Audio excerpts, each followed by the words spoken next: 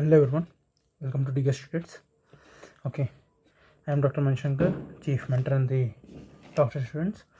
And re-NEET exam ఎప్పుడు ఉండొచ్చు అని చెప్పి మనం ఈ వీడియోలో మాట్లాడుకుందాం.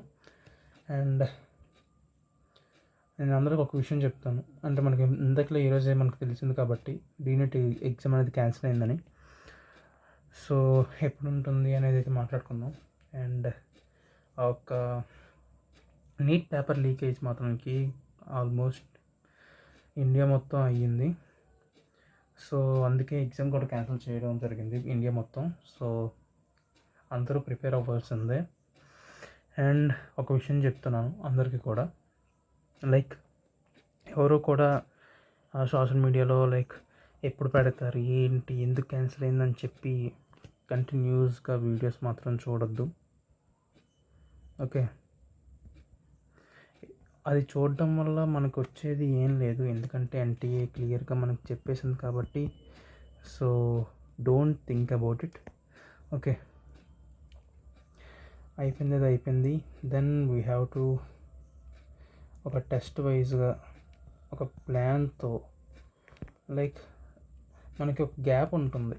లైక్ మీరు ఒక ప్లాన్ వేసుకొని ప్రిపేర్ అవ్వండి. ఎప్పుడు పెడతారు ఎగ్జామ్ డేట్ ఏంటి అని చెప్పి లైక్ మేము అయితే చెప్తాం, మీకు ఇన్ఫామ్ చేస్తాం. ఓకే, మీరు ప్రిపేర్ అవ్వడం మాత్రం మీ చేతిలో ఉంది. Don't be stress. ఓకే, ఒక్క విషయం చెప్తున్నా, స్ట్రెస్ అవ్వదు. అది ఎవ్వరు కూడా స్ట్రెస్ అవ్వద్దు. మీకు ఏంటంటే ప్రిపరేషన్ స్టార్ట్ చేయాలి మీరు ఈ టైంలో. మీరు టైం వేస్ట్ చేస్తే అది మీకే లాస్ అవుతుంది కానీ ఇంకొకరికి కాదు. సో మీరు ఒక 1 to 2 days రెస్ట్ తీసుకొని then again restart it. Okay, మళ్ళీ మొదలు పెట్టండి. ఒక మీరు 600 మార్క్స్ తెచ్చుకుంటే దాన్ని 650, 700 తెచ్చుకోవడానికి ట్రై చేయండి. దానికోసం కసిగా లైక్ నాకు ఛాన్స్ వచ్చింది, నేను ఎలాగైనా సాధిస్తా, నేను ఎలాగైనా తెచ్చుకుంటా 700 మార్క్స్. నాకు ఇప్పుడు 600 వచ్చింది, నేను ఎలాగైనా 650 సాధిస్తా, 700 సాధిస్తా, నేను మంచి మార్క్స్ తెచ్చుకుంటా. మనకి ఎగ్జామ్ అయ్యి కూడా ఎక్కువ డేస్ అవ్వలేదు, అరౌండ్ మనకు ఒక 10 days అయ్యింది అంతే, 9-10 days. సో మనకి అంత ఎగ్జామ్ అయ్యి అంత గ్యాప్ లేదు కాబట్టి, సో ఇప్పుడు మనం ఎంత రివైజ్ చేస్తే మనకు అంత వేగంగా గుర్తొస్తుంది. అండ్ మనం మోర్ ప్రాక్టీస్ చేయాలి. సో అప్పుడు మనం, ఎందుకంటే ఇది చెప్తున్నాను, లైక్ మనకి ఒక ఎగ్జామ్ మళ్ళీ రీకండక్ట్ చేశారంటే అంటే don't be tense. Paper will be tough. Paper అనేది కొంచెం టఫ్గా వస్తుంది, ఎందుకంటే ఒకసారి ఇది అయిన తర్వాత వాళ్ళు కూడా ఒక జాగ్రత్త పడతారు. అంటే వాళ్ళు కూడా క్వశ్చన్స్ మార్చడం కానీ, ఒక ప్యాటర్న్ మార్చడం కానీ వాళ్ళు చేస్తారు.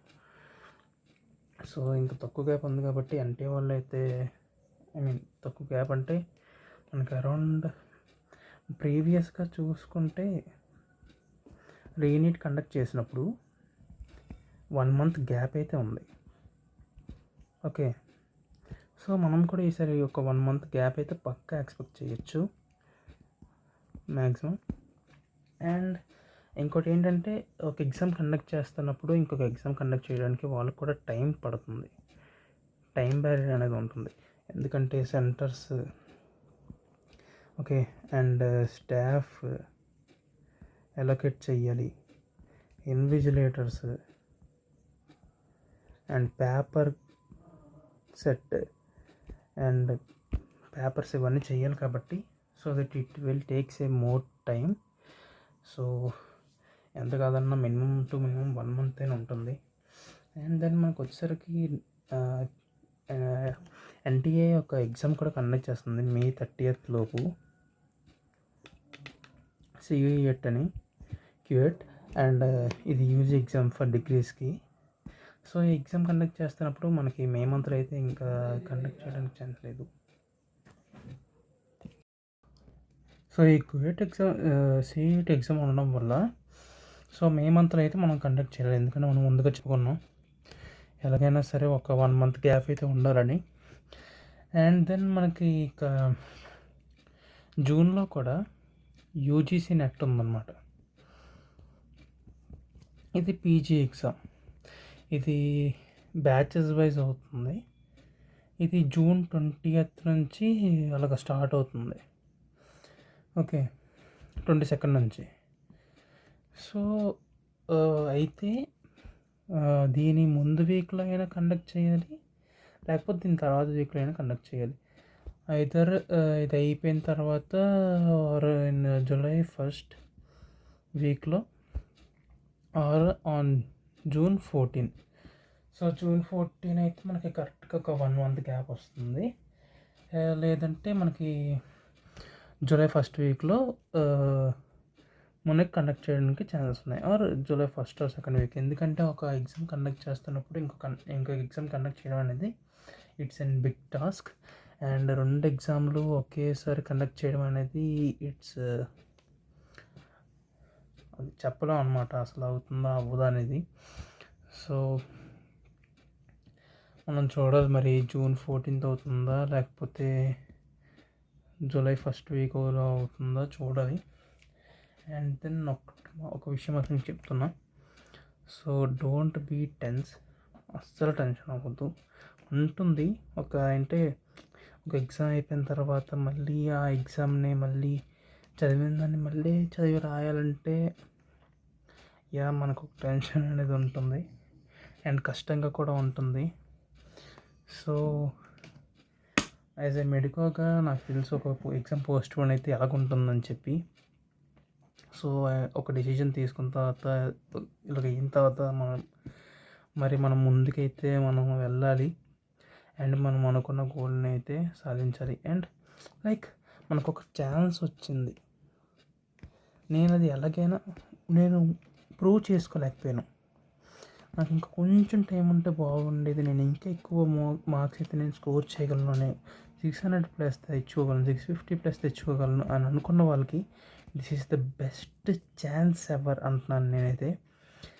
Don't be afraid of that. అస్సలు భయపడద్దు, ముందుకు సాగండి, ఎవరు కూడా ఆగద్దు. నాకు ఛాన్స్ దొరికింది, నాకు ప్రూవ్ చేసుకోవడానికి టైం దొరికింది, నాకు ఛాన్స్ దొరికింది అని చెప్పి ప్రిపేర్ వెల్.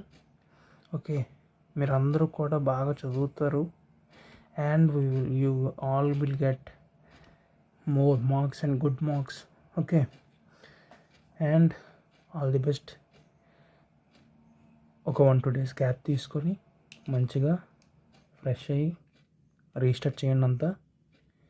మీరు 10 days అయింది కాబట్టి అంతగా మర్చిపోరు.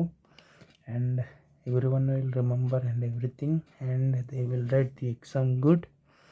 Okay, and thank you for watching. Subscribe our channel for more info.